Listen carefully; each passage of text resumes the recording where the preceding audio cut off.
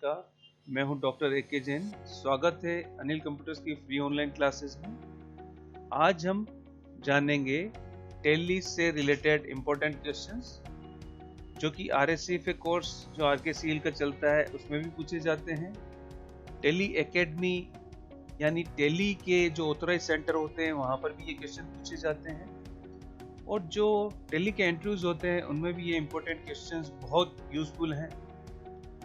तो इन क्वेश्चंस को आप जान के टैली को बहुत बेहतर तरीके से समझ पाएंगे। आइए स्टार्ट करते हैं टैली की क्वेश्चन और उनके आंसर्स। तो फर्स्ट क्वेश्चन है, the entries made in tally ARP9 for repairing on machinery ledger account will have a credit balance in the trial balance. Machinery ledger account पर मरम्मत के लिए टैली ARP9 में की गई एंट्री के ट्रायल बैलेंस में क्रेडिट बैलेंस होगा। ट्रू और false? Answer is false. Which of the following documents authorize a purchase transaction? निम्नलिखित में से कौन सा दस्तावेज खरीद ट्रांजैक्शन के लिए अधिकृत है? Purchase order, purchase requisition, credit memo from supplier, invoice और bill from supplier. Answer is purchase order. Third question, high level of secrecy is one of the advantages of data to be maintained in computerized accounting। कंप्यूटरीकृत लेखांकन में उच्च स्तर की गोपनीयता data maintain करने के फायदों में से एक है। Answer true. Amrapali industries acquire machinery for their factory by paying 50 lakhs as per the going concern assumption the entries cost of acquisition must be reflection in the accounts of the same year as its acquisition। Amrapali industries ने अपनी factory के लिए 50 लाख की राशि अदा करके machine प्राप्त की। गोइंग कंसर्न एजम्पशन के अनुसार प्राप्त करने की पूरी लागत उसी वर्ष के खातों में दिखानी चाहिए जब ये प्राप्त की गई है। ट्रू और false? Answer is false. Select the most appropriate explanation of dual aspect concept. Dual aspect concept के लिए उपयुक्त अर्थ को चुने। Every financial year transaction has to motivation, one where business earns profit and one where it incurs loss। Every financial transaction has two lines of entries। Every financial transaction involves two distinct business। Every financial transaction has two aspects, one where the business receives a benefit and the other where it provides a benefits। तो answer है ये fourth वाला। Every financial transaction has two aspects, one where the business receives a benefit and the other where it provides a benefit।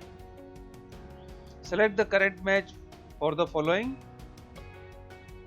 Contains all the transactions made by a business irrespective of the type of a transaction in Tally ARP9। Second, summary report of all ledger balance to check the figure are correct and balanced।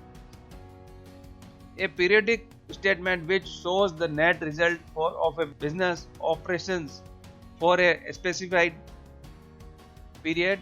Fourth, a financial statement that reports a business financial position as on a specific date। A, balance sheet, B, trial balance, C, income and expenditure statement, fourth, D जो है day book. निम्नलिखित के लिए सही चुनिए।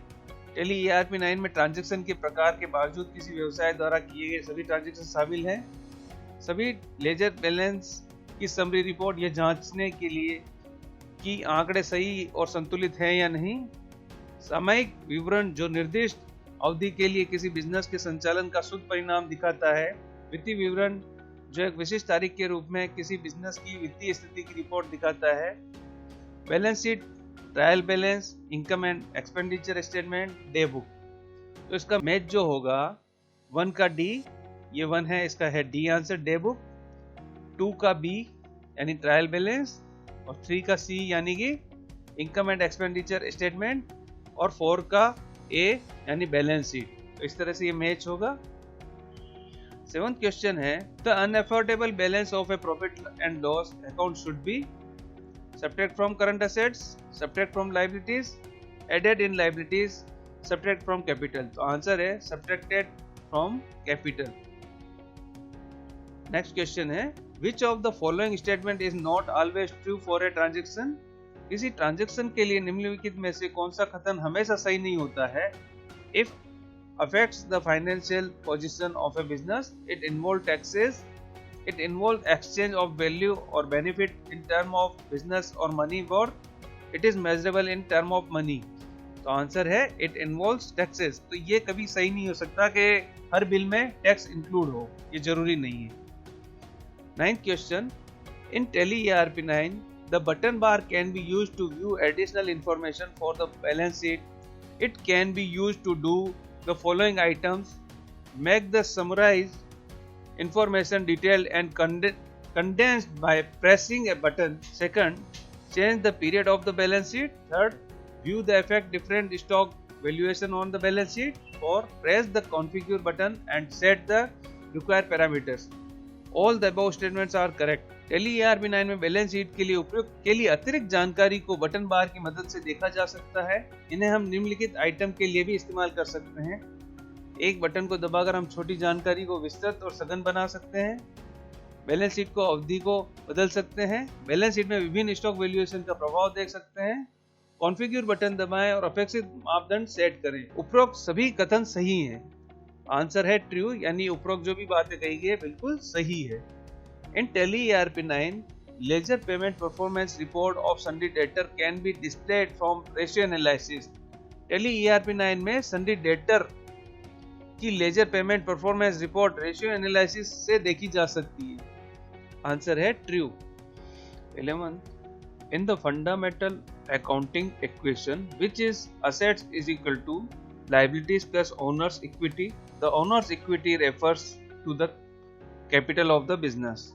Financial accounting समीकरण में जिसमें असेट्स बराबर लायबिलिटी प्लस मालिक की इक्विटी, मालिक के इक्विटी यहाँ बिजनेस की पूंजी के संदर्भ में है. आंसर है true. Next question, bank overdraft limit can be set from which of the following accounting reports in Tally ERP9? Tally ERP9 में निम्नलिखित में से कौन सी अकाउंटिंग रिपोर्ट से बैंक ओवरड्राफ्ट की लिमिट सेट हो सकती है? Cash flow projection, receipts and payments, cash flow, fund flow. Answer is cash flow projection. Kamlesh traders borrowed Indian rupees 1 lakh from ABC Bank. What is the correct classification for the loan account? Kamlesh traders ने ABC bank से 1 लाख रुपए उधार लिए हैं. Loan के संदर्भ में इसकी सही श्रेणी क्या है? Income, assets, expenses, liabilities. तो ये लायबिलिटीज है. आंसर लायबिलिटीज हुआ. Next question, look at the following statement. Previous for bad debts are entered on the debit side of the P&L account. Second, provides for bad debts are deducted from sundry debtor on the asset side of the balance sheet. Now, which of the following option is correct? P&L account के debit side पर bad debts दर्ज करने का प्रावधान है. Second, balance sheet के asset side पर and sundry debtor के बैड डेट्स की कटौती का प्रावधान है. निम्नलिखित में से सही विकल्प कौन सा है? Only one is correct, both are incorrect, both 1 and 2 are correct, both 1 and 2 are incorrect. तो आंसर है 1, both 1 and 2 are incorrect. 15th, select the correct match for the following: patents, bills receivables, profit and loss account comes in liabilities side of balance sheet if profit and loss account comes in asset side of balance sheet if current assets, company incurs loss, company incurs profits, fixed assets. निम्नलिखित के लिए सही मिलान कीजिए. Patent, प्राप्य bill, balance sheet में profit and loss accounting liabilities की ओर आएगा यदि बैलेंस शीट में profit and loss asset liability की ओर आएगा यदि. इनको मैच करना है. करंट असेट्स, कंपनी को घाटा होता है, कंपनी को फायदा होता है. फिक्स्ड असेट्स, तो आंसर है 1 का डी, पेटेंट का जो है फिक्स्ड असेट्स. 2 का ए, प्राप्य बिल यानी करंट असेट्स. 3rd का सी, बैलेंस शीट में profit and loss accounting liabilities के ओर आएगा यदि. इसका आंसर है कंपनी को फायदा होता है. बैलेंस शीट में profit and loss asset liability की ओर आएगा यदि कंपनी को घाटा होता है। तो इस तरह से DAC भी आंसर हुआ इसका। नेक्स्ट क्वेश्चन है time consuming system failure, cost of training and fear of unemployment, these are the days of computerised accounting. समय लेने वाली प्रणाली की विफलता, प्रशिक्षण की लागत और बेरोजगारी का भय, ये कंप्यूटर के लेखांकन के डेज हैं। ये डीमेरिट्स हैं, इसके ये दोष हैं। तो आंसर है demerits. Next question, Kashi traders made a sale of 1000 on credit and immediately showed the accounts as revenue in their financial statement. Kashi Traders is following which of the concepts of accounting for this activity? Kashi traders ने credit पर 1000 की बिक्री की और यह तुरंत उनकी वित्तीय विवरण रेवेन्यू के रूप में प्रदर्शित किया। इस गतिविधि के लिए काशी ट्रेडर्स अकाउंटिंग की कौन सी अवधारणा का अनुसरण कर रहे हैं? आंसर है एक्यूअल कंसेप्ट। तो इसे एक्यूअल कंसेप्ट कहा जाता है। Cost of a fixed assets, accumulated depreciation expenses of the fixed assets is equal to dash। किसी फिक्स असेट्स का मूल्य फिक्स असेट्स के संचित मूल्य व्यय बराबर क्या होता है? Recoverable amount of a fix assets, market value of a fix assets, historical cost of fix assets, book value of fix assets. तो आंसर है book value of fix assets. Computerised accounting facilitates online input data and storage of accounting data. कंप्यूटरीकृत लेखांकन online input data और लेखांकन data के संरक्षण की सुविधा प्रदान करता है। आंसर है ट्रू, ये सही बात है। A days is one of where one is paid later but the benefit are enjoyed immediately. Days वह है जिसमें पैसों का भुगतान बाद में किया जाता है लेकिन लाभ तुरंत मिल जाता है। Cash transaction, credit transaction, party transaction, bank transaction. तो आंसर है क्रेडिट ट्रांजेक्शन। क्रेडिट ट्रांजेक्शन में पैसों का भुगतान बाद में होता है लेकिन लाभ तो तुरंत हो जाता है क्योंकि वो वस्तु हमें या सेवा हमें पहले ही मिल जाती है। Next question, the entries made in the purchase voucher type in Tally ERP9 will have a debit balance in the trial balance. Tally ERP9 में परचेज वाउचर में की गई एंट्री ट्रायल बैलेंस के डेबिट बैलेंस होगा। बिल्कुल सही बात है, आंसर हुआ true.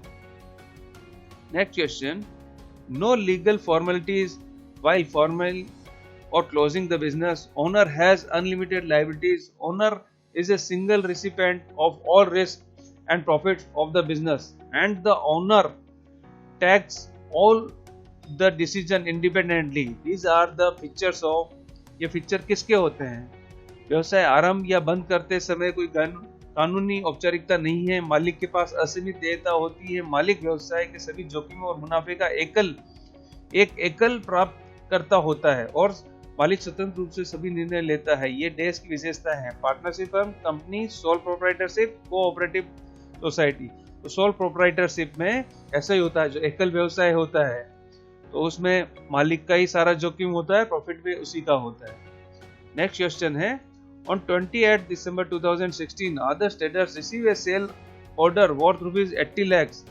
They deliver goods worth 43 lakhs. On 31st December 2016, the remaining supply was delivered on 2nd January 2017 as per the revenue realization concept. The revenue from this transaction as on 31st December 2016 will be 43 lakhs only. Financial year is equal to 1st April 2016 to 31st March 2017। Adarsh traders ने 28 दिसंबर 2016 में 80 लाख का sales order प्राप्त किया। उन्होंने 43 लाख की वस्तुएं 31 दिसंबर 2016 को deliver की। बाकी बची हुई वस्तुएं 2 जनवरी 2017 में डिलीवर की।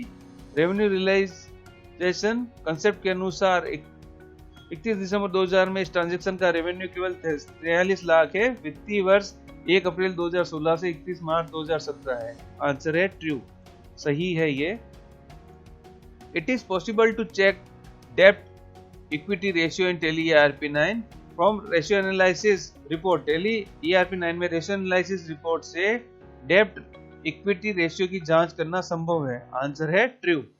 इन Tally ERP9 it is not possible to check the stock summary report with stock values affecting using the FIFO valuation method by default।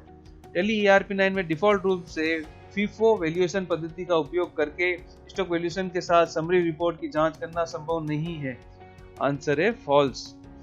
Next question, the gross loss if applicable which is transferred from the trading account is shown on the debit side of the profit and loss account.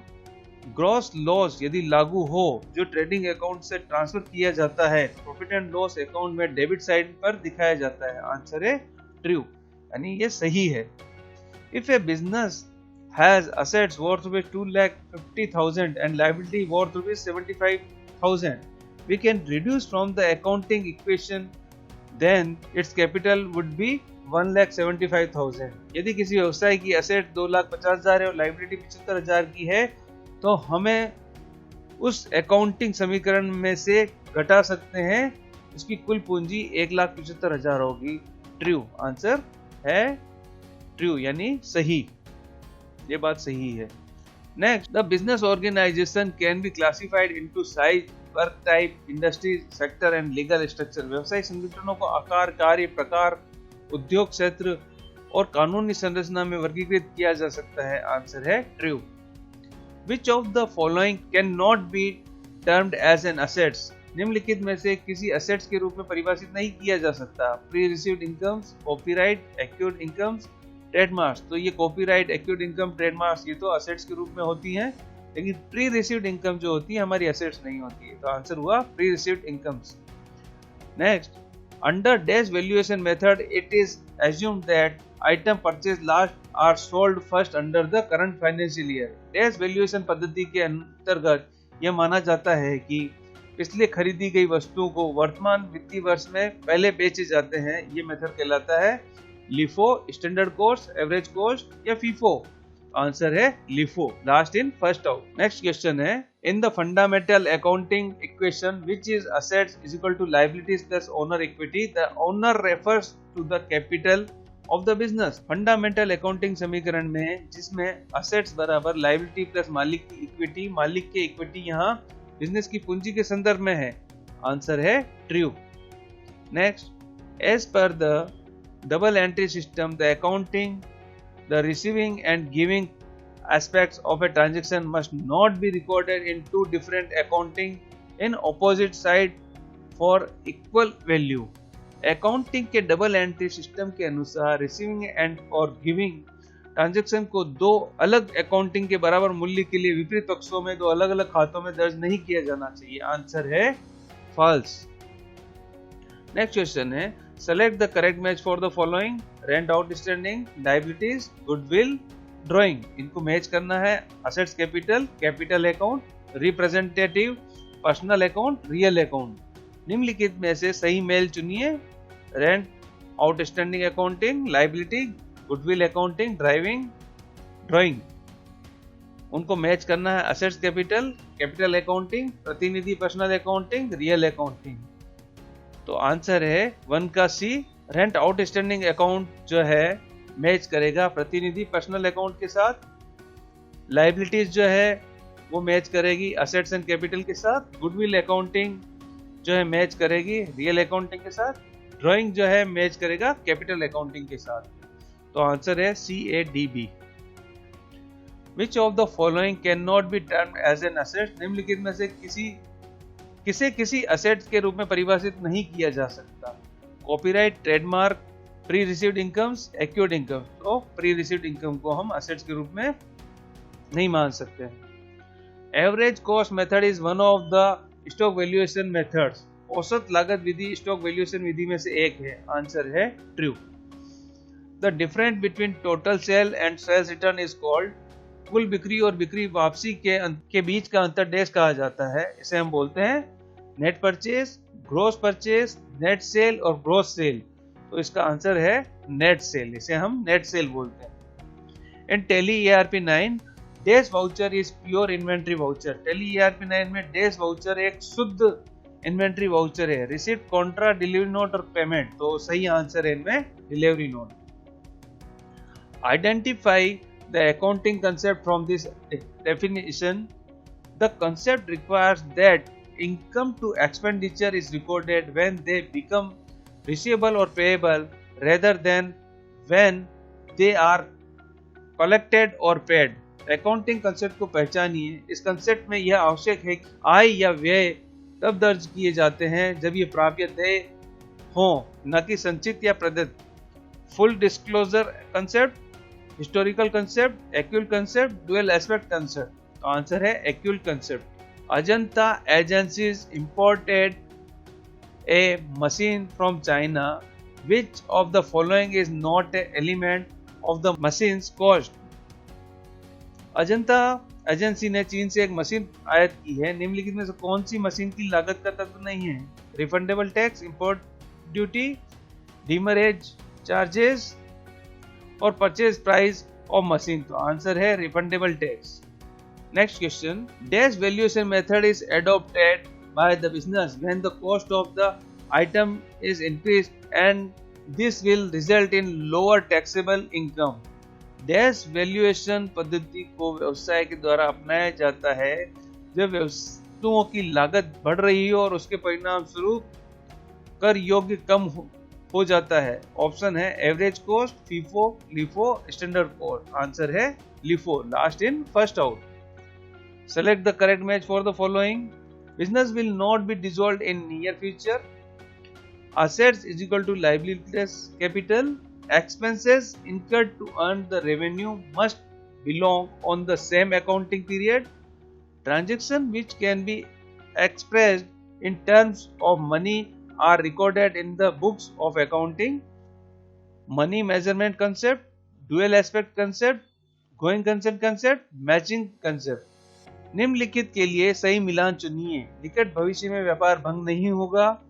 Assets बराबर liability plus capital.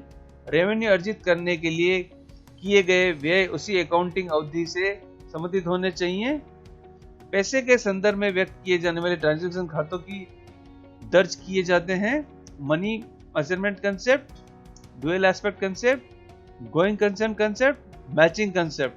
तो answer है 1 का C, 2 का B, 3 का D और 4 का A। यानी जो निकट भविष्य में व्यापार भंग नहीं होगा ये मैच करेगा गोइंग कंसर्न कंसेप्ट में। Asset is equal to liability plus capital ये मैच करेगा डुअल एस्पेक्ट कंसेप्ट में। और रेवेन्यू अर्जित करने के लिए किए गए व्यय उसी अकाउंटिंग अवधि से संबंधित होने चाहिए ये मैच करेगा मैचिंग कंसेप्ट से। पैसे के संदर्भ में व्यक्त किए जाने वाले ट्रांजैक्शन खातों की दर्ज किए जाते हैं ये मैच करेगा मनी मेजरमेंट कंसेप्ट में। तो आंसर हुआ CBDA। Next question, in the ratio analysis report working capital turnover is formulated as sales accounts public closing stock in Tally ERP9। Ratio analysis report में working capital turnover Tally ERP9 में sales accounting closing accounting के रूप में तैयार किया जाता है। Answer है false. Next question, Which of the following statement is not always true for a transaction? किसी ट्रांजैक्शन के लिए निम्नलिखित में से कौन सा कथन हमेशा सही नहीं होता है? It involve exchange of value or benefits in terms of money और money worth। इसमें धन या धन के मामले में मूल्य या लाभ का आदान प्रदान शामिल है। It affect the financial position of a business। यह बिजनेस की वित्तीय स्थिति को प्रभावित करता है। It involve taxes। इसमें टैक्स शामिल होते हैं। It is a measurable in term of money. इसे पैसों के रूप में मापा जा सकता है। इसमें तो आंसर है इट इन्वॉल्व टैक्सेस। इसमें टैक्स शामिल होते हैं यानी हर ट्रांजैक्शन में टैक्स हो ऐसा जरूरी नहीं है। Next question, Raman and company purchase a machinery for 25,50,000 and its market value has down to 80 lakhs at the time of preparing financial account as per the historical cost concept the value should be recorded as 18 lakhs। Raman and company ने एक machine 20,50,000 में खरीदी और जब company के financial accounting को तैयार किया गया उस समय मार्केट वैल्यू घटाकर 18 लाख हो गई। ऐतिहासिक लागत अवधारणा के अनुसार फाइनेंशियल अकाउंटिंग में मूल्य 18 लाख दर्ज किया जाना चाहिए। आंसर है फाल्स, क्योंकि जो मशीन की वैल्यू होती है वही रहती है। ये 25,50,000 था तो ये घटकर कभी भी 18 लाख नहीं होगी क्योंकि वो मशीन हम सेल नहीं कर रहे हैं, ये मशीन हमारे पास ही रखी हुई है, तो उसकी वैल्यू तो हम जो नोट करेंगे वो 25,50,000 ही रहेगी, वो घटकर 18 लाख नहीं लिखनी है, नहीं लिख सकते हैं। As per accounting period exemption, it is essential for a business to close its account at regular interval. Accounting period exception के अनुसार किसी व्यवसाय के लिए नियमित अंतराल पर अपने खातों को बंद करना अनिवार्य है। आंसर है सही, true. Identify the correct grouping for the following accounts of Vinod mobile stores in the same order. Computer for billing purpose, rent paid, commission from sales, tax payable. Vinod stores के निम्नलिखित खातों के लिए एक ही क्रम में सही ग्रुप को पहचानिए। बिलिंग के उद्देश्य से कंप्यूटर, चुकाया गया किराया, सेल से प्राप्त कमीशन, टैक्स की अदायगी। कंप्यूटर फॉर बिलिंग पर्पस होती है हमारी एसेट्स होती है, रेंट पेड हमारा एक्सपेंसेस होता है, कमीशन फॉर सेल ये हमारी इनकम होती है, टैक्स पेबल हमारा लाइबिलिटीज होता है। तो आंसर हो गया assets, expenses, income and liabilities. तो इस तरह से हमने फर्स्ट क्विज देखा है। नेक्स्ट वीडियो में हम सेकंड वीडियो देखेंगे। Thank you. आप किस टॉपिक के बारे में नया वीडियो देखना चाहते हैं, कौन से टॉपिक पर वीडियो आपके लिए फायदेमंद हो सकता है, नीचे कमेंट बॉक्स में जरूर बताएं। ये वीडियो अपने ऐसे साथियों को जरूर शेयर करें जिनके लिए फायदेमंद हो सकता है। इस तरह के और भी नए वीडियो देखने के लिए चैनल को सब्सक्राइब जरूर करें, साथ ही बेल आइकन पर क्लिक करें। ये वीडियो थोड़ा भी पसंद आया हो तो इसे तुरंत लाइक करें। वीडियो को ध्यानपूर्वक देखने और चैनल को सब्सक्राइब करने के लिए मैं डॉक्टर AK जैन अपनी पूरी टीम की ओर से आपका बहुत बहुत धन्यवाद और अभिनंदन करता हूँ। जय हिंद।